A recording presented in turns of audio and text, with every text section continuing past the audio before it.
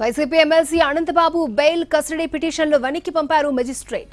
విచారణ కోసం అనంతబాబుని 3 రోజుల కస్టడీకి ఇవ్వాలని పిటిషన్ దాఖలు చేశారు పోలీసులు. 2 పిటిషన్లను పరిశీలించి రీమార్కులు రాసి వెనక్కి పంపించేశారు. వాటిని సరిచేసి అదనపు ఇన్ఫర్మేషన్తో మరొకసారి పిటిషన్లు దాఖలు చేయనున్నారు ఇరు వర్గాలు.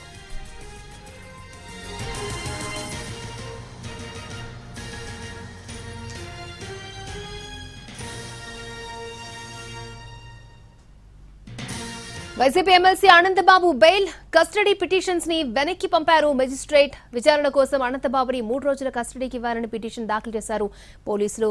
ఇక 2 పిటిషన్స్ ని చెక్ చేసి రీమార్కులు రాసి వెనక్కి పంపించేశారు మెజిస్ట్రేట్. వాటిని సరిచేసి అదనపు ఇన్ఫర్మేషన్ తో మరొకసారి పిటిషన్లు దాఖలు చేయనున్నారు ఇరు వర్గాలు. రైట్, ఇదే అంశానికి సంబంధించి మరిన్ని అప్డేట్స్ మా ప్రతినిధి సాయి సుధీర్ మనకు అందిస్తారు. సాయి సుధీర్. అక్షయ, వైసీపీ ఎమ్మెల్సీ అనంతబాబు డ్రైవర్ సుబ్రహ్మణ్యం హత్య కేసులో సాక్షుల్ని బెదిరించిన కేసులో ప్రస్తుతం రాజమండ్రి సెంట్రల్ జైల్లో ఉన్నారు. దానికి సంబంధించి మే 8 వరకు కూడా ఆయనకి రాజమండ్రి సెంట్రల్ జైల్లో రిమాండ్ లో ఉంటారు. అంటే అనంతబాబుని విచారణ కోసం 3 రోజులు కస్టడీకి ఇవ్వాలని సర్పవరం పోలీసులు పిటిషన్ దాఖలు చేశారు. అదే సమయంలో సేమ్ టైం అనంతబాబు తరపున కూడా బెయిల్ పిటిషన్ దాఖలు చేశారు అది న్యాయవాదులు. ఈ 2 పిటిషన్లు పరిశీలించిన మెజిస్ట్రేట్ రిమార్కులు రాసి వెనక్కి పంపించారు.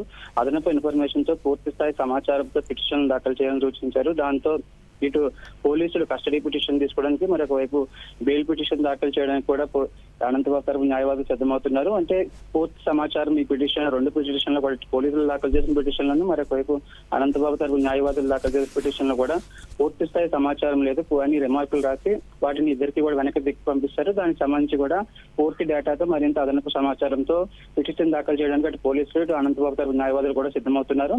అంటే పోలీసులు ఒకటే చెప్తున్నారు, మొత్తం సుబ్రహ్మణ్యం హత్య కేసులో 48 మంది సాక్షులు ఉంటే 4గురిని బెదిరించారని కంప్లైంట్ చేశారు.